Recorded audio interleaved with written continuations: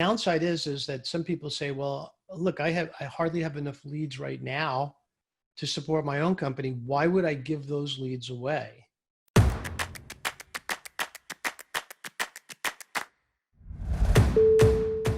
Hey everybody, welcome to another very special episode of Experts Unleashed. Joel Irway here, and I am super excited. Today, I've got a very special guest, a very special conversation that we are going to be having, and I am going to be selfishly treating this as a consulting session. I've got my friend Mitch Russo on the call here today, and Mitch and I have been in similar groups for a few years now. I was on one of his podcasts a couple of years ago, and so we've been acquaintances. I purchased his book called Power Tribes. I've read it, and I'm very excited to kind of dive into it. I wanted to have him on the show because his expertise is very unique, yet very applicable for a lot of people if they think about their business in a different sense. And so the goal of this conversation here today is I want you to be thinking about ways that you can look at new opportunities within your business. Now, Mitch is an expert in certification, building certification programs, and without revealing too much, I'm going to have him come on and we're going to have a conversation about certifications. But without further ado, Mitch, welcome to the show, my man. Thank you so much, Joel. It's been great to stay connected and thrilled to be on the show with you. So why don't you give a quick background for those who aren't familiar with you, haven't read your book, give us a quick intro about who you are, what you do, and we'll kick this off. Sure. I'll give you the speed intro and then we can go further if you want. Okay. I basically started a rock band in high school. I learned a lot about business by doing that, business, promotion, pricing, quality, testimonials, all in high school. And then later I started a software company and I used many of the rock band CEO tools that I used back then to build that company. That was Timeslips Corporation. We grew it to about well over 100 people, 250,000 clients. And we sold that to Sage Plc for 8 figures. It was there that I discovered and perfected the certification process. And later, after I sold the company, I teamed up with my buddy Chet Holmes, and the two of us basically went to work with Tony Robbins. And so Tony, Chet, and I became partners and built a company together called Business Breakthroughs International. And we grew that to 30 million in revenue. And then unfortunately, Chet passed away. After Chet passed away, I wrapped up my role in Business Breakthroughs, and I went on to write the book that we talked about today. And that, in a nutshell, is my quick intro. And so the book that you're talking about is Power Tribes, right? Exactly. How certification can explode your business. Yep. Let's talk about what certification is. We'll start there in terms of what companies can use certifications, who is best suited for certifications, and give us a quick background about what certification actually is and what type of opportunity it presents for business owners. So certification is kind of like a spectrum of possibilities. There are people who offer certification, like coach certification, where you spend a certain amount of money, you enroll in a training program, and at the end of the program, they may or may not be a test. If you pass the test, you get a certificate and you can hang it on your wall. And you just paid somewhere between $2,000 and $5,000, and in some cases, as much as $18,000 for that certification. But you are at that point on your own. You may be included in a Facebook group, or you might get onto an email list by someone who's at the company. But for the most part, that's what has traditionally been called certification. So when I first built the certification program for Timeslips, when we decided that we were going to go along that route, we discovered that in order to help people be successful, that wasn't enough. I mean, it was fine to make some money selling a test, basically. But the true value is to how do we get people to be successful? So they'll stay engaged, number one. And here's the best part. So next year, they'll recertify. So then we started figuring out, well, okay, what does that take? And what are the components and the pieces? And what else will they spend money on other than recertification? And it became huge. We were able to build a program very rapidly with an incredible value proposition. 350 people joined our program in 18 months. And we had like a 97% recertification rate. I think a few people did pass away, so they, for some reason, didn't want to recertify. I don't see that as a good excuse, but okay, but ultimately, the reason that people wanted to recertify was because of the ROI. And there's the key. When other people create certification, like when we built it with Intuit, so Scott Cook, the founder of Intuit, saw what I was doing and said, "Hey, Mitch, what the heck are you doing? How did you do that? You're like all over the country. You have like local offices all over the country. How did you do that?" And I said, "Well, Scott, I'll tell you what, I'll show you how I did it if you help me build a link between Timeslips and QuickBooks." And he says, "Well, I can't promise, but you know me, I'll help you, don't worry." So bottom line is that I helped him build the Certified Advisor Program, the Intuit Certified Advisor Program, which grew into thousands and thousands of members, generated over $600 million. And he eventually did help me get that link to QuickBooks, which again exploded the sales of the company into his channel. So it was a great trade at the time. And I really needed it to make sure competitively that I was ahead of the others in my field. But the most important thing is the part that he liked the most, and the part that I think we were able to get translated well, is this concept of culture.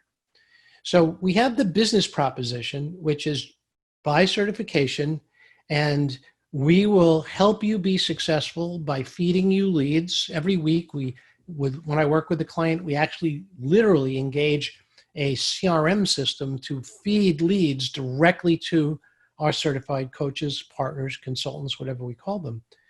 And by the way, that's great because now these folks are going to make money. Some of them can make six figures with 2 or 3 engagements that we bring them, and others, can stay busy all year long just on the leads that we provide. So the ROI is pretty good. Once a year, we ask them to pay to travel, although obviously right now travel is not an issue, but we'd ask them to come in for a symposium. And so we bring them into, in this case, it was Massachusetts, where I was living at the time. We brought everyone into Massachusetts. We showed them a great time, 4 days. We taught them a lot of good stuff. But amazingly, after they went home, we noticed activity went up by 30% and stayed up by over 20% 6 months later.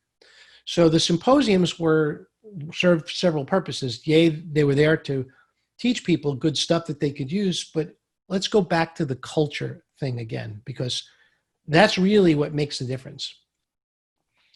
So with certification, where a company would have the opportunity, so let me use my agency as an example, right? So Okay. we run the webinar agency, we build lead generation and sales platforms for coaches, consultants, and course creators, excuse me. Mm-hmm. So if I've had people reach out to me and say, "I want to start my own webinar agency." Mm-hmm. I'm like, okay, that's fine. So like I teach them, right? Is that the whole idea, is essentially replicating your own IP, like teaching them your IP so they can go out and implement it on their own? That's secondary. The first and primary thing that we must do is build a business model together. So when I work with the client, what we're doing is we're spending the first several hours of our engagement together figuring out and creating the business model. And what I mean by that is we don't want to teach everybody who wants to know exactly what we do, how we do it, and then create a world of competitors. That doesn't help us. More importantly, what we want to do is find a way to use this incredible expertise that we've created, teach it to others, and then share in the revenue that they generate. That serves them and it serves us. So what's important here is not just, heck, I'll teach you how to do it. You could pay me 10 grand and learn how, then you can go off and do it on your own. That doesn't help you.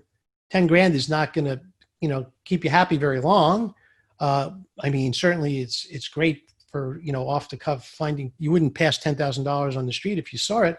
But ultimately what you want to build is a sustainable business around this process of teaching people what you do, helping them get engagements, then sharing in the revenue that is generated from the engagement that others do. So it's like a multiplication effect of both your intellectual property and efforts. So with your example, which is, you pay X number of thousands of dollars per year to stay certified, they also have to share in the revenues that they're generating. So you split the revenue that they're making. Yes. So there's multiple ways that you're actually generating income. Well, many ways, actually. There's depending on the client, there could be up to 8 ways. I've found up to 8 ways. It wouldn't surprise me if there's more. But in general, we find 3 to 5 ways to create recurring revenue streams for every client I work with. Like, for example, when we built Josh Turner's certification program for linked selling, he did exactly what I just told you. He had created a network of certified consultants that whatever they charged, he received a percentage of. And he found that it was higher profit margins than having an agency of his own do all the work that, frankly, they were too busy to do. And the profit margins were so low, it was very hard to expand the agency. But once he employed the certification model, it changed his entire universe. It changed the world for him.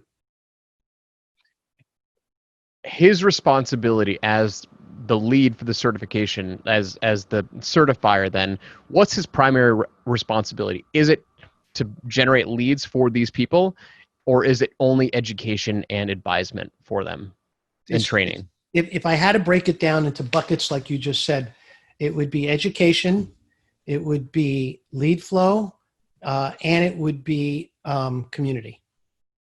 Got it. So you have to be able to at least generate the leads. Like, that has to be one of the requisites, correct? You already have the leads, but yes, Yep. You have to be able to generate the leads. That's correct. Got it.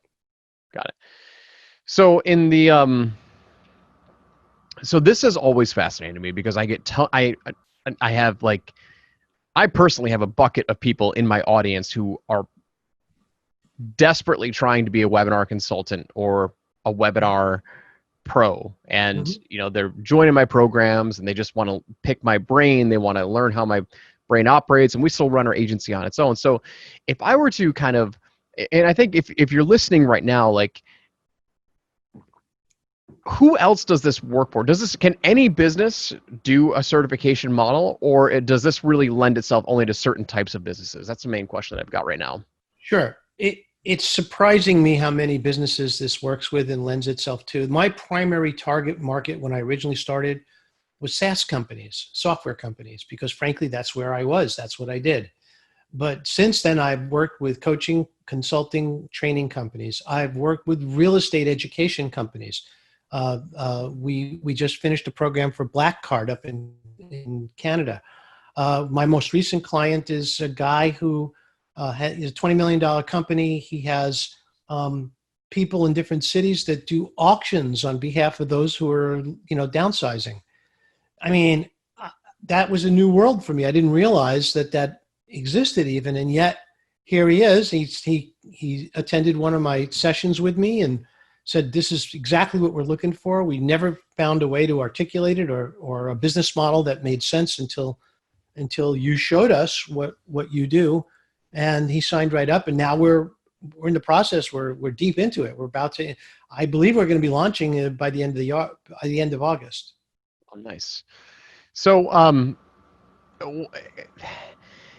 this seems like a no-brainer to me. Like, it seems like such a huge, especially for people in the service-based niche, right? Because this presents a whole new way for them to scale their service-based company that they may not have even thought of before.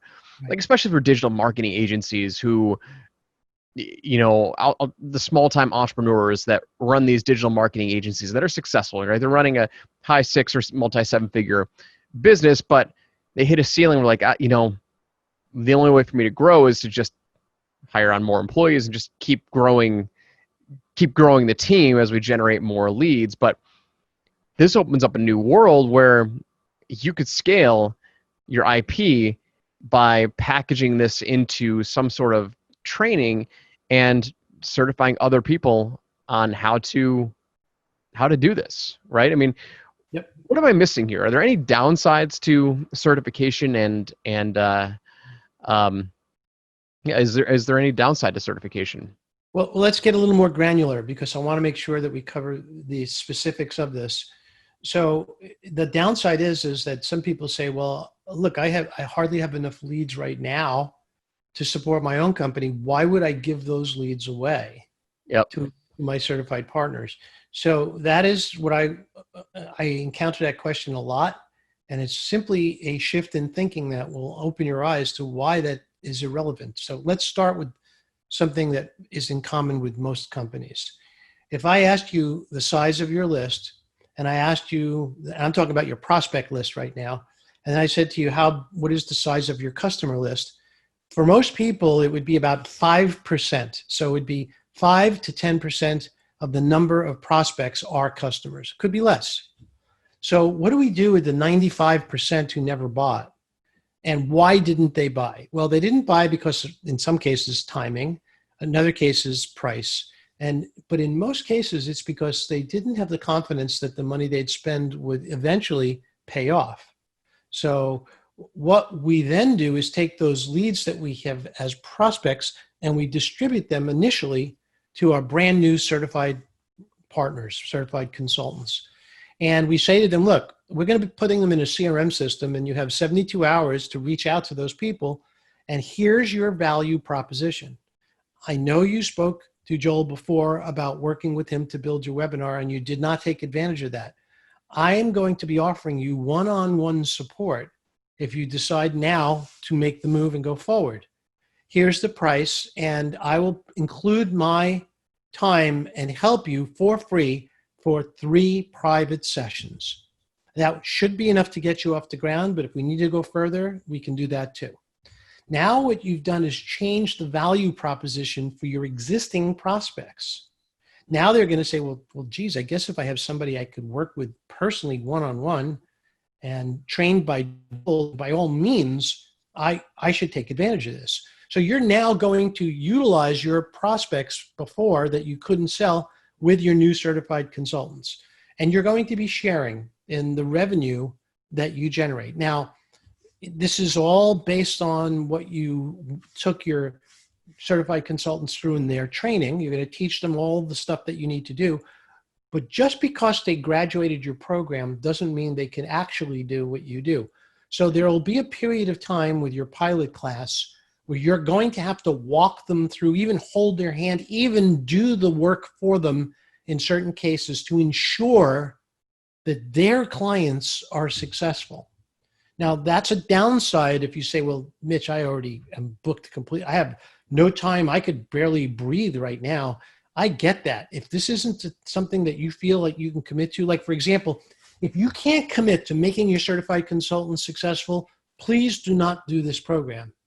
Because if you screw up this one piece, it will kill the entire program. But if you don't, and if you make that initial group, that small group of, let's say, 10 people in the pilot program succeed, you will now have testimonials that are through the roof. Then you'll be able to start building your program pretty much on a quarterly basis with quarterly classes from now until forever. Now, let me answer the second objection, which I voiced first, which is, Mitch, I hardly have enough prospects right now. If you, and we do this together, like I employ, and I think, Joel, you've seen the spreadsheet that I use. I have a proprietary system where we map out on a monthly basis exactly what your expenses are every month once you start building your certified consultant program. And one of the things that we do is we allocate about 15% of our enrollment fee towards lead generation.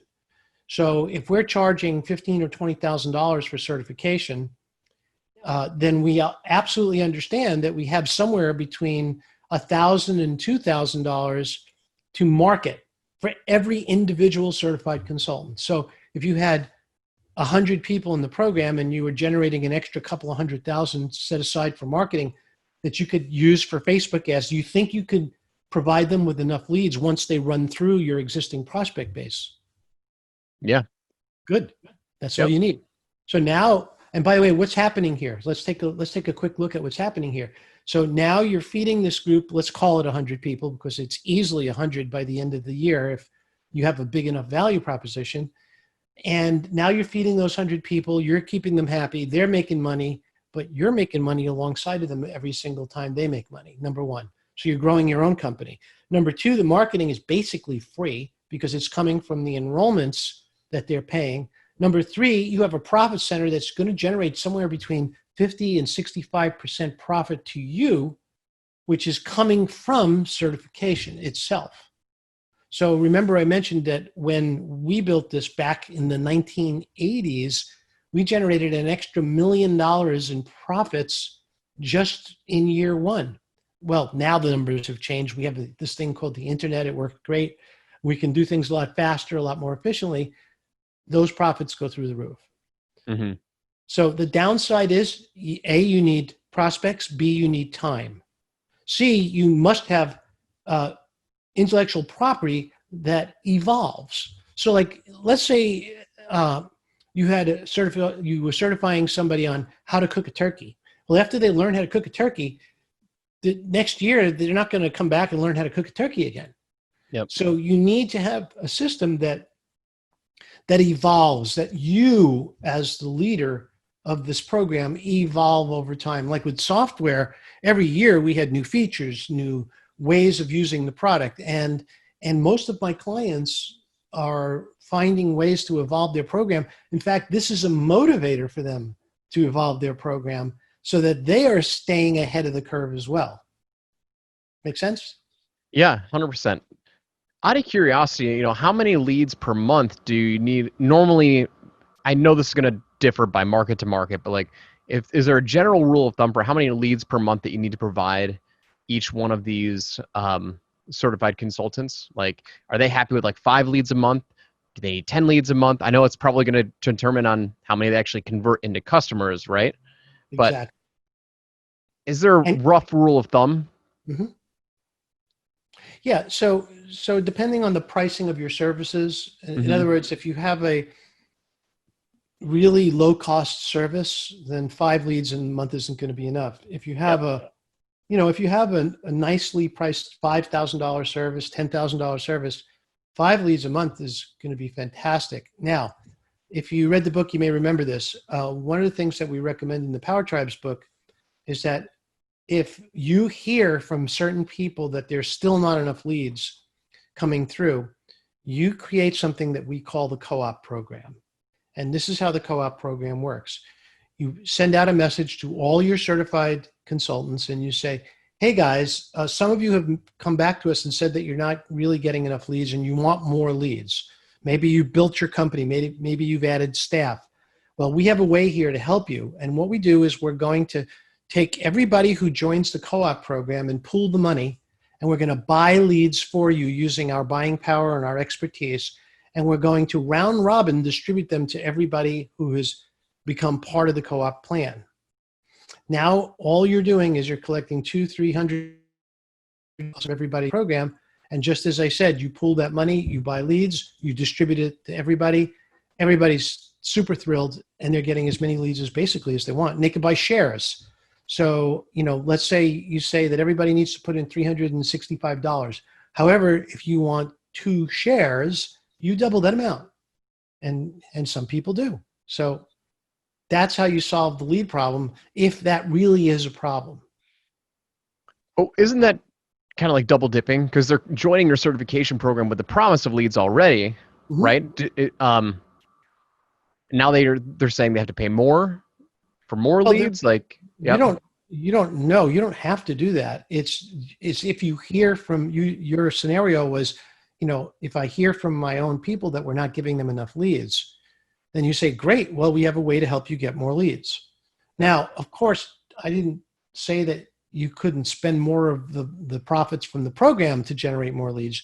You may need, next year to raise the price of certification if you're seeing that, you know what, we're simply not getting enough revenue in to generate the kind of lead flow that we want. Now, our programs, by the way, generally are in the 65% profit range, and that's fully loaded. So you should have plenty of room to spend a little extra if you want in those first few years of lead generation. Yep. Okay, cool. Now, when you are generating the leads for these clients, with the intention that they are going to be distributed to the certification program, when you're generating those leads, do you have to frame it properly from the actual customer perspective, saying like, hey, if you're looking to get a webinar built, or looking for a lead generation system, submit your name and email and work with our certified, I want to make sure I'm asking the question properly. Like, am I just using my standard lead generation system where it's, hey, work with me and my team, and then on the back end we say, listen, we're not available, work with our certified consultants? Or like, where does that handoff take place? First of all, yeah, you need to you need to present this in a fair and honest way, and you need to be completely upfront with people.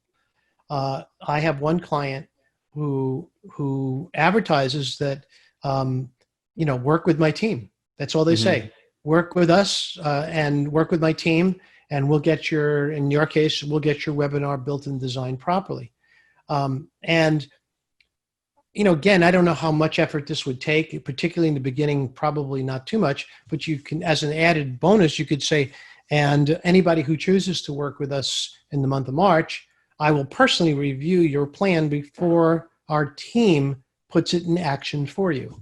So there's that level of the expert, the master, the expert, the holder of the IP, basically looking over their shoulder, which, by the way, in the beginning, you're going to do that anyway. So it's sort of like telling the beer customer the quality of the hops that you use to brew the beer. It's the same idea.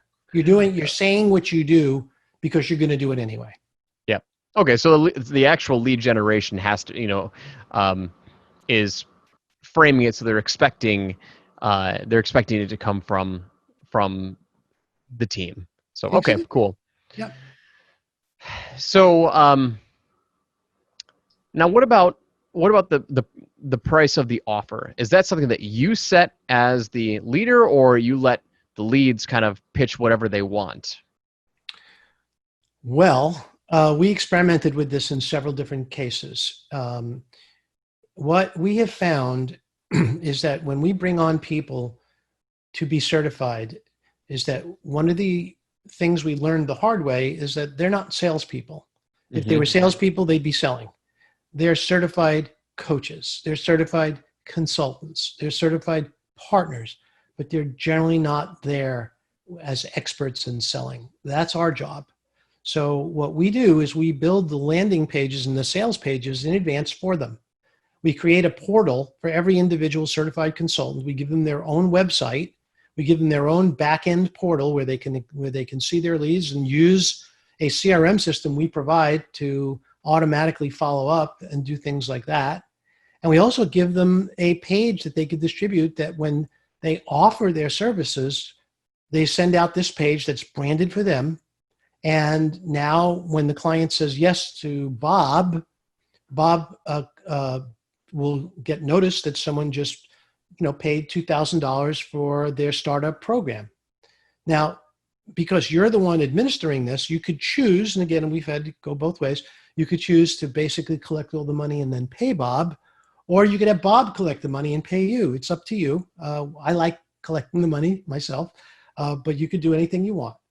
In another situation, we told the certified consultant that basically that we need X $1,000 per engagement. And as long as you're willing to pay us that, you could charge anything you want. We had another client say, we engineered a message that said, look, we think you can get at least $5,000. Just remember, you're still paying us 50% of whatever it is you charge. But if you charge $10,000, we're totally fine with that. But just keep in mind that you're still paying us 50%.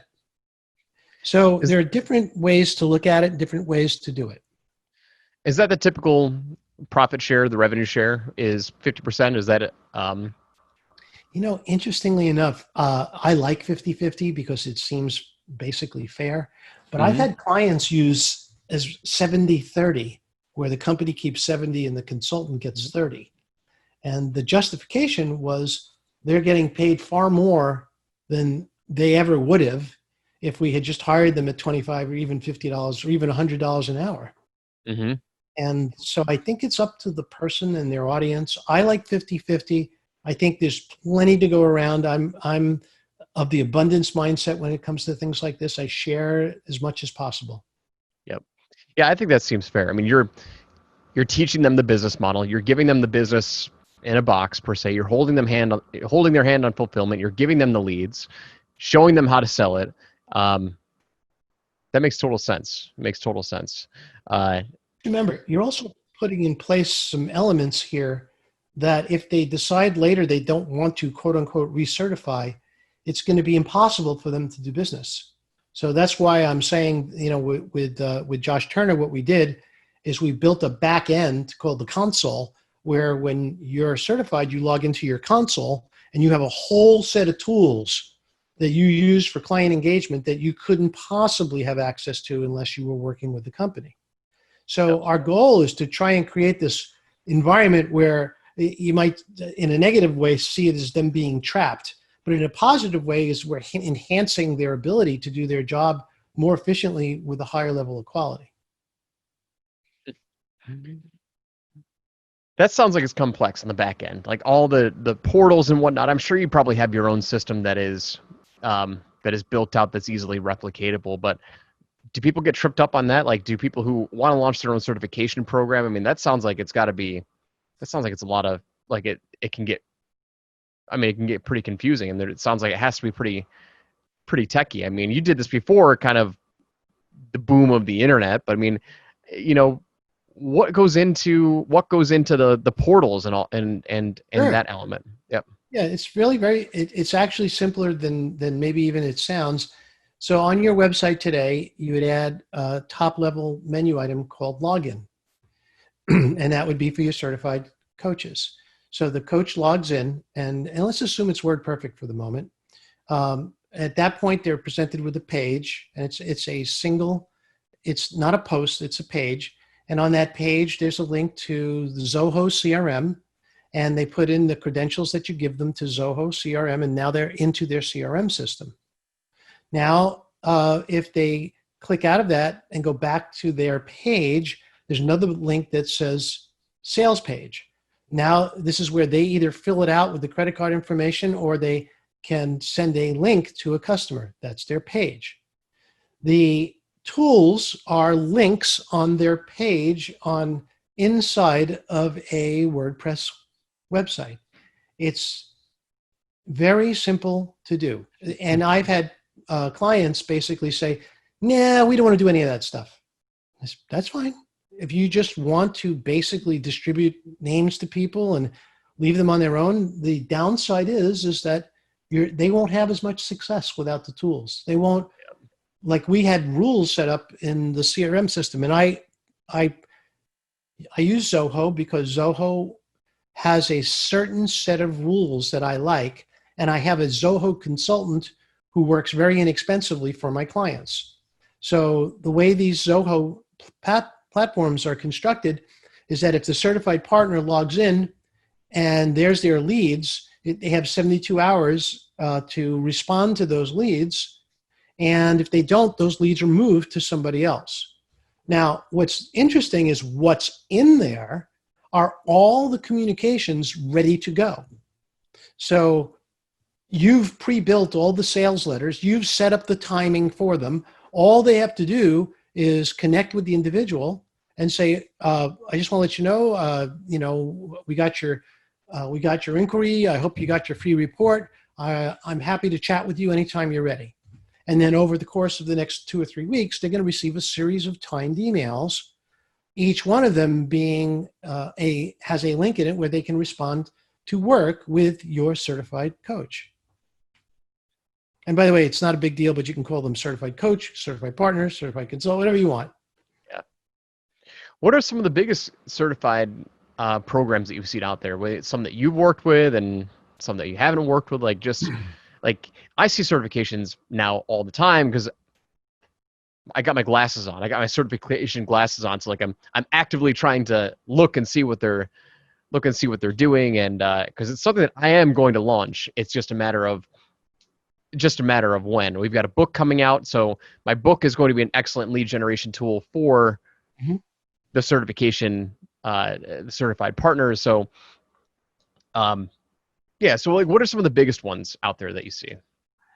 Right. So, probably I'll give you some examples of good and bad ones. Yep. Probably the biggest and worst one I know of is the former Infusionsoft, and I think it's called Keep now. So Infusionsoft was a tiny little $6 million company out of Phoenix some years ago, and they had a very powerful software platform that was nearly impossible to use. So Confusionsoft. Infusionsoft. So what they did is they trained up a bunch of people just out of desperation to help their clients.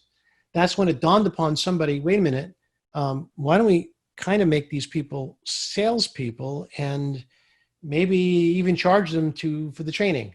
So that was the beginning of their certification program. In most cases, and I can't say this categorically because I don't want to disparage them, but in most cases, the people I've spoken to who are in that program are not happy. They feel as if they are not getting support from the company. They're certainly not getting lead flow. They are not treated as valuable as they should be. They're not treated with the value that they truly are, because without them, they would have never been able to build the $500 million company as they have. I mean, certification is what put them on the map. That's what took them from 6 million to 100 million and further. So that was not a good program. And I don't believe that it's, I mean, I've been in touch with the people at the top of Keep offered my services. And, it's like speaking to the refrigerator door. Nobody gets back to me, even though they have my book. Several of them do. So, I mean, I'm sometimes just happy to see somebody use the book. It's fine with me if that's at least make your program better for the people that are in it. The other thing, one more program that I really admire, and that's Intuit's program. I think Intuit's program is fantastic. And Intuit has a great model because they offer their certified advisors multiple ways of making money, which I advise for all my clients. So, and then there's different types of certification. Microsoft, even digital marketer certifications. If you remember, digital marketers started selling certification for $1,000. Then it went down to $500. Then it went down to $97. Now, the reason it did that is because there was nothing more than a test and a course and a test. And, if you asked the 10,000 people who bought their certifications, how many of them are being used or how many of them have been used, the answer is very, very low, very small. So the idea is that you don't want to abandon people. You don't want to sell them a test. I mean, if that's what you set out to do and you know in advance that that's all they're going to buy, then that's fine. But the other thing that a lot of companies are struggling with is they're struggling with lumpy cash flow. They're struggling with having had a hit product some years ago, and it's getting a little long in the tooth, but at the same time, they don't really have the funding to go and create a whole new market, a whole new product. Well, that's where certification can take what they already have and turn it into an incredible new business division for them. So there's another thing we didn't talk about yet, Joel. I don't know if you want to get into it or not. And that's the culture behind your program. Is that something 100%. You want to cover? Okay. 100%. I'm big on culture right now. Huge. Like I'm diving deep into customer satisfaction, customer loyalty. Absolutely. 100%. Well, what I want to talk about today is installing a culture in a certification community. And that's why the book is called Power Tribes. Yep. It's as much about the culture as it is about the money-making business model that we implement. The culture is, what I've done is first of all, I built company-wide cultures all of my adult life. I built them for business breakthroughs with Tony Robbins. with his help, is obviously. And I built them for my own software company. I built them for Sage, the company that acquired me as well. So here's what I've done is I've basically created a process that builds culture. I've created a system of thinking about how to build a culture that is guaranteed to create the culture you want. And it starts with a simple idea. And I think it's called the Parthenon model. I think Jay Abraham talks a little bit about this, but it's different than what he does. The Parthenon is a physical structure with a roof and columns. So the roof is the values of the program. And the values of the program are generally the values of the CEO. So it is the why of the CEO. It is what the CEO values about his people and about the company. The columns of the Parthenon are the ethics, the codes that make up the rule set for what you can do inside the Parthenon. So there's the code of ethics and the code of values. And the values, you start with that. And then from there, we take the values and we overlay them on the code of ethics. Now, I give all of my clients the entire code of ethics system, which I've perfected over 25 years. And what they then do is connect the dots to make it very personalized for them. So even before we enroll our first person, we have a culture that is already in place, that they, as part of their certification training, they are trained in how to act and respond inside the cultural environment that we've created. Now, without this, you will fail. There will be entropy. There will be backfighting. There will be infighting. There will be up and down fighting.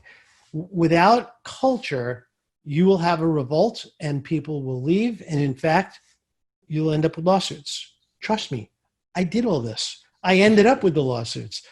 This is not the way to do it. You have to use the correct tools to create the culture, or else you find yourself in a place where you just don't want to be. That's fascinating. I mean, culture is so strong. Tribes are so strong if done correctly. You know, there's so many people out there who sell customers, and you mentioned it before, and you just let them die. You know, it's like you sell them on whatever it is, and then you just no longer support them. And I'm reading a book right now. I just finished up a book. The first Joey Coleman's book, How to Win a Customer for Life, or the first 100 days of a customer journey is essentially like how to develop them into a loyal customer. How to never lose a customer again. That's what it's called. Right. And you know, it's something that I can definitely improve on, and something that is my primary focus, which is one of the reasons why I'm so interested in certifications. Sure. So we're building our own tribe, we're building our own community, our own culture with our coaching programs right now. But the next stage for us is to do certifications, just because people have literally been asking for it. And you're 100% right. You're 100% right. Tribes and culture are extremely important. Extremely important. So the goal of the tribe is to be self-supporting, self-policing, and self-sustaining. If you have those three components to your tribe, then you have a great tribe, and it will never fail. And I have built tribes of that quality where a single individual gets out of line and makes a ruckus, makes a fuss, does something really abusive or abrasive. And in the past, I would have to step in and solve the problem. Now, I don't. Now the culture does it. Now the people in the culture say, wait a minute, that's not how we run here. It's not appropriate. Maybe this isn't the right place for you. Maybe you don't belong here. And that person either corrects or leaves. That's what a great culture does. Is there ever a fine line between culture and a cult? Because I have watched a bunch of groups out there that have very strong cultures, and then you have the outsiders who are looking on the inside and like, that's definitely a cult, and they throw stones at it, and they throw stones at it. How do you know when you've developed such a strong culture that it could be viewed as a cult? Have you ever, like, I don't know, I'm just kind of picking your brain right now on the idea of culture and quote unquote cults. I mean, have you ever accidentally developed a cult because your culture is so strong? I wish I have, because that's how you know you never have to worry about selling into it again. The Yep. fact is that when we build cultures, we start out with the premise that this is a business. We don't start out with a philosophy of I know how to talk to God, and if you follow me, I'll tell you what God says. I mean, you could do that, Joel. I can't, but Oh, no, no, no, I'm not doing that. the point is, though, is that when you build a business community, you want loyalty. You certainly want it to be self-policing and self-correcting and self-fulfilling and self-nourishing too. But it's generally not dependent on, on a single person. That's what the values are for. The values set the tone. That's the roof. The values are what everybody lives under. And those values are timeless. And in many cases, they're the values that your members will adopt and hold valuable and sacred, if you want to use that word as well. Like one of the things that Tony Robbins and I had in common is that when I built my software company, we had this program that was called the Ambassador Program. And here's how it worked. If there was ever a customer who bought our software and called up and they were angry or disgruntled and wanted their money back, we had them connect to a particular employee in the company. His name was Alan Singer. And this is when customer service just could not handle this customer. They were irate. They wanted their money back. They wanted to sue us. They blah, blah, blah. So the role is if you get somebody like that, just connect them over immediately to Alan Singer, and Alan will take care of it. So here's what Alan would do. Alan would say, first of all, tell me what happened. I want to acknowledge that what happened to you was not right. And I want to apologize on behalf of the company that we obviously didn't do something right, and you are completely right. So I'd like to refund all of your money. I'd like you to keep the product, and I want you to have all upgrades for the rest of your life for free. And I want to assign you to a technical support person that you don't have to wait online anymore. You can call directly. Would that be okay with you if we did that? And of course, the person would then say, well, geez, I would love to. Yes, of course. And now what happens is we've converted this customer who was angry and irate into an ambassador who is now going to all of their user groups, or they'll in this case, to the bar association, technology groups, saying things like, oh, you're not going to believe this experience I just had with Timeslips Corporation. It was just amazing. So when I described this experience to Tony, he says, exactly. That's what we do too. So Chet didn't like that, by the way. Chet said, no. We never give refunds. I said, Chet, that's not how I roll. We always give refunds. We don't even ask to receive the product back to give refunds. By the way, Alan Singer was me. So I was the employee in disguise. I was never the president, Mitch Russo. I was Alan Singer. Man, that's amazing. My mind is spinning again. My mind is spinning with opportunity and excitement because we've just had the demand pounding at the door for years now. I've had people like beg me to pay me to teach them my ways, and as we're evolving as an agency and like where we want to go, and we don't want to grow a huge team of like just churning out these projects, and but we also want to have a dedicated. We want to maintain quality and make sure that we are doing this in the right way. I see this as just an amazing opportunity, amazing journey. Is Josh still running his certification program? Is that still up and live? No, he's not running it anymore. He changed his business model completely around that. Cool. Awesome. Well, so let's talk about what you're doing right now. So you said, we talked before, you've got some new things that you're launching. Let's spend a little bit of time talking about that. Sure. So I'm always working with clients on certification, but I also work with clients individually to grow their business.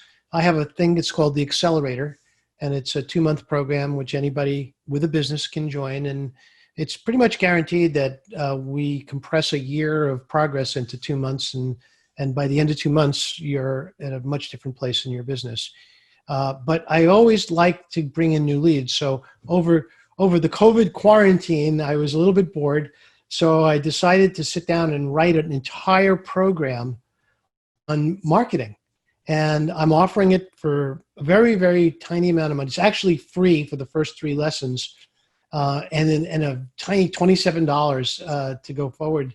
And what you basically get are all the marketing ideas that I use when I work one-on-one with clients. Now, obviously, you're not going to get the implementation, but you'll see all the ideas and you'll see all the questions that I ask when I take people through.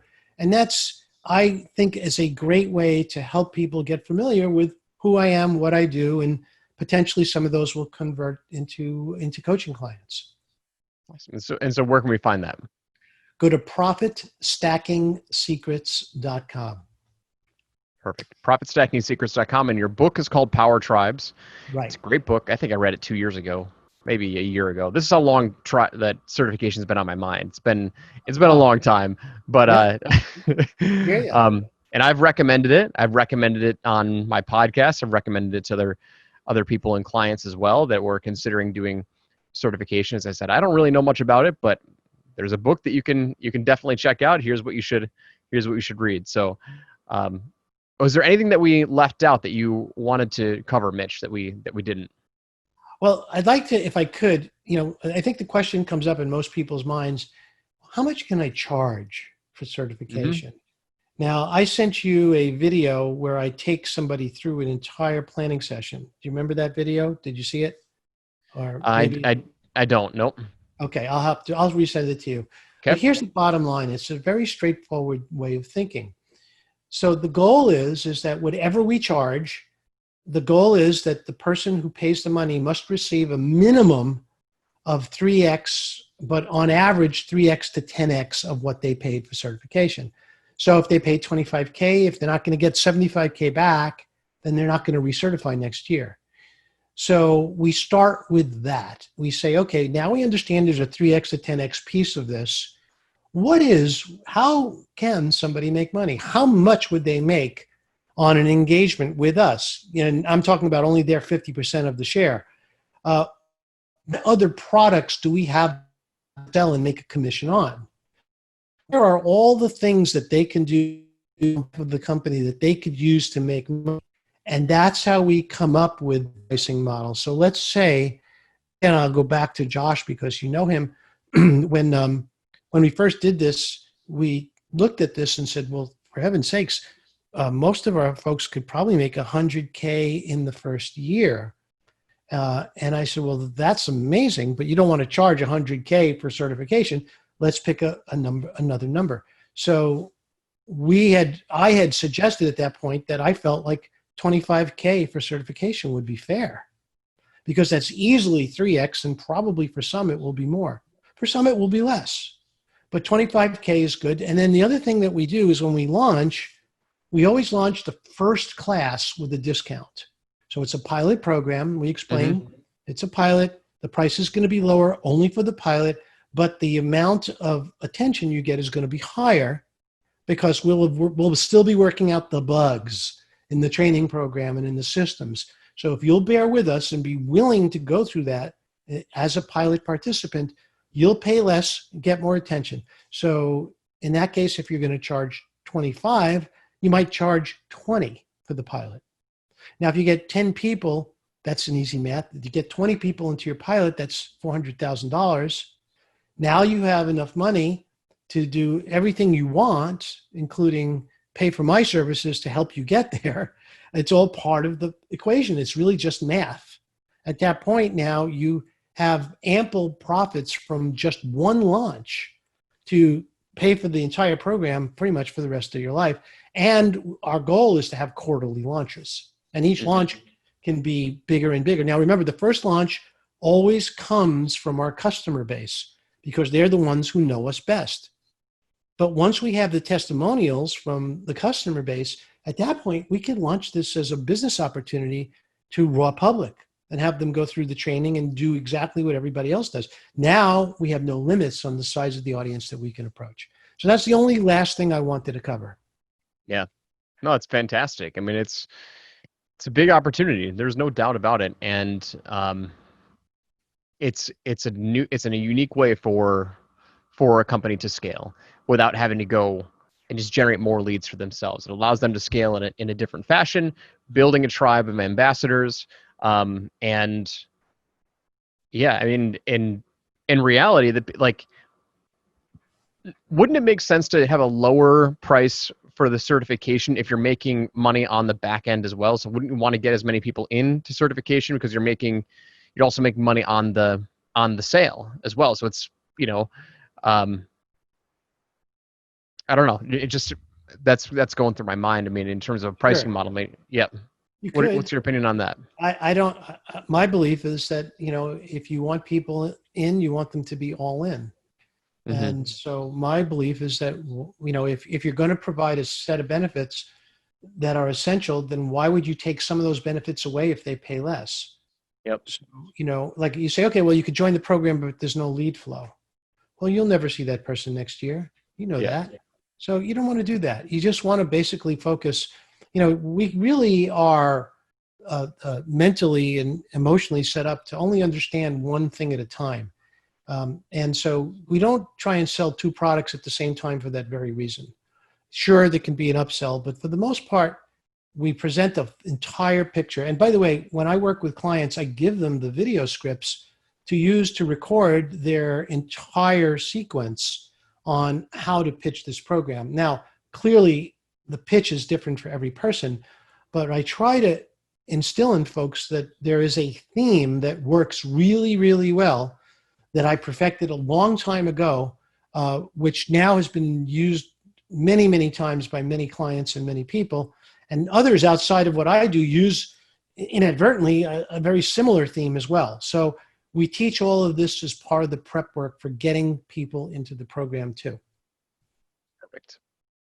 Mitch, this has been a fantastic conversation. Thank you so much. You're brilliant at what you do. It's very apparent. If you are listening right now, definitely at the bare minimum, go buy the book Power Tribes.